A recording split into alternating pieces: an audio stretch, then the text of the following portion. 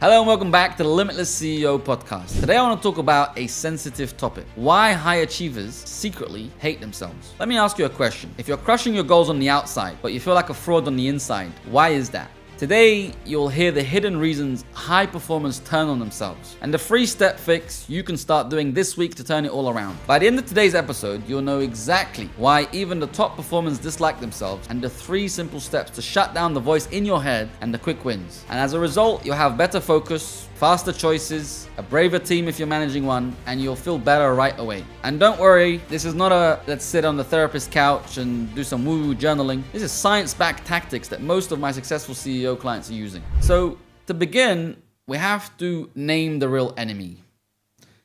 Success does not really erase self-doubt, different to popular belief. It actually magnifies it. This is actually more common than we think. And I'll only mention 2 well-known examples. Number 1 is Tyson Fury. Tyson Fury, if you know anything about boxing, won everything there was to be won, not in these years before, and he became the world heavyweight champion, and he beat Klitschko, which everybody thought he would lose to. And the very next morning, if you read his book, the very next morning he felt empty, he felt like a failure, he felt depressed, and he went on to have depression for about 3 years. He put on like 100 pounds or whatever it is. How can that be? Let's talk about Neil Armstrong. Landed on the moon and got really, really depressed. What's the lesson here? Achiever brains are always chasing external proof. And when that proof arrives, they move the goalpost. And as a result, it creates an endless confidence deficit. Think about what this means for you. Are you chasing a pay rise? Are you chasing money? Are you chasing cars? Are you chasing watches? Are you chasing the next revenue milestone? Are you chasing the next role, a better team? What are you chasing? And here's an actionable step. It's called the if-then loop. We're always saying, if I get the promotion, then I'll be happy. If I close this deal, then I'll feel, certain and legit. So what I want you to start by doing, if you're listening to this, is write down your top loop today, and you might have multiple, but write down the top one, the one that's always nagging in your brain, the one that's keeping you up at 2 a.m. Now, having that awareness is a great start. Awareness is the first step to cure, but it's not the actual cure. So how do we begin to flip this script? We have to begin to install what I call the evidence bank. Your brain trusts evidence over pep talks. You can tell yourself all day long, I'm happy, I'm happy, I'm happy. I'm legit, I'm legit, I'm legit. But if there's no receipts, if there's no physical wins, there's no evidence, your brain will just go, yeah, but I don't think so. So actually, it's really interesting. People who kept a wins journal after 14 days, those midnight waking up, I'm a fraud thoughts dropped by about 70%. And the reason for that is, we have about 60,000 thoughts a day, and not all thoughts are true, but if we don't challenge them, if we don't become aware of them, we begin to believe them as true. We begin to have what's called a ultimate dominant thought. Actually, I've got another training. If you want it, reach out. I'll send it to you. Put a comment in the chat. It's called the Thought Funnel, how to reprogram your subconscious mind, but I'm not going to go into that today. I'm just going to say the funnel basically is you have a thought that creates an emotion. An emotion feeds that thought even more, and as a result, you have a belief, and that belief passes it onto your reticular activating system. I'm going through this very fast, but again, I'm not trying to give you the whole training. You can just put a comment in the chat. I'll send it to you for free. And, your reticular activating system begins to see everything in your environment that supports that belief. For example, if I believe that I'm a great person, I will naturally, without trying anything, no effort, start to see reasons why I'm perfect, why I'm a great guy. If I believe I'm not a great guy, I'll start to see all the benefits.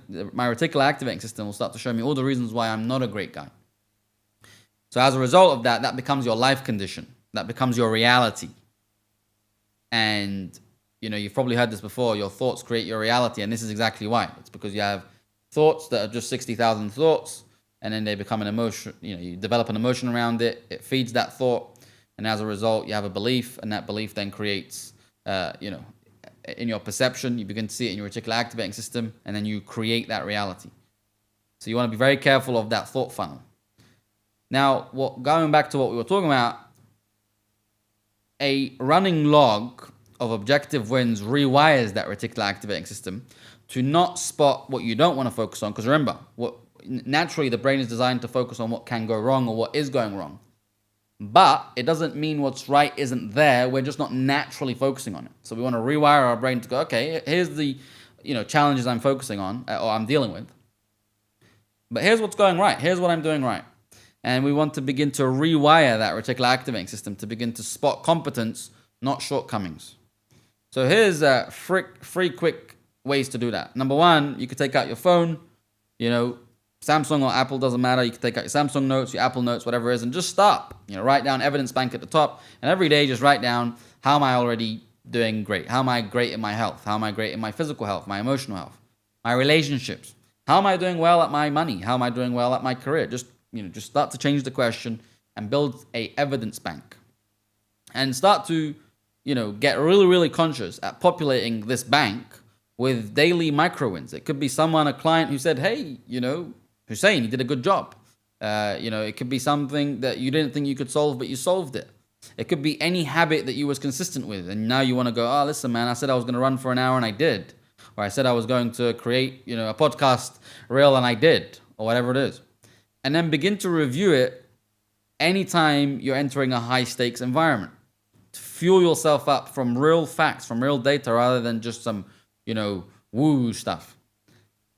So once you've done that, you can turbocharge this with the next step, and that is borrow somebody else's brain. What does that mean? How do you borrow someone else's brain? It's very simple. Willpower is overrated. If I'm honest, willpower is overrated. So what you really need to do is begin to mirror somebody else, because your willpower is finite. There's only so much willpower. Yes, environment is stronger than willpower, but you can mirror somebody else who's achieved what you want to achieve, and you will get there faster. Did you know that Olympic runners run faster when they're running as part of a team than they do solo? Why is that? It's because iron sharpens iron. So what you've heard this before, and I don't know if this is factually true, but you're the average of the 5 people you spend time with. I don't know if this is factually true, but I'm going to use it anyway. Have strategic circles that can help you replace critiquing yourself with great feedback. If you're in an environment where you having ambition is stared down upon, you've already got, insecurities. You're already telling yourself, I don't know if I'm enough. And someone else is kind of like giving you these non-verbal cues, or even sometimes worse, verbal cues telling you can't do it. That's not really helping you. So you want to sit on tables and rooms that people are doing either better than you and they can lift you up, or maybe they're doing the same as you. You have the same ambition. And you say, hey, this is what I want to achieve. And they go, I believe in you. And as cliche as that sounds, it's possible. Only when you start to elevate your peer groups. I've been in loads of positions where I've told people, here's what I want to do, and people laughed. And then I went to the next room and I told people, here's what I want to do, and they said, you're thinking very small.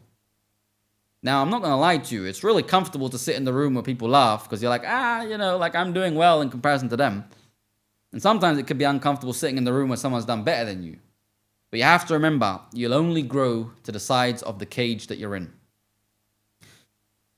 So now, there's a million ways you could do this. You can join groups around you, gyms around you, have coffees in places where people are more likely to sit that are on your level. You can start a peer group if you can't find one.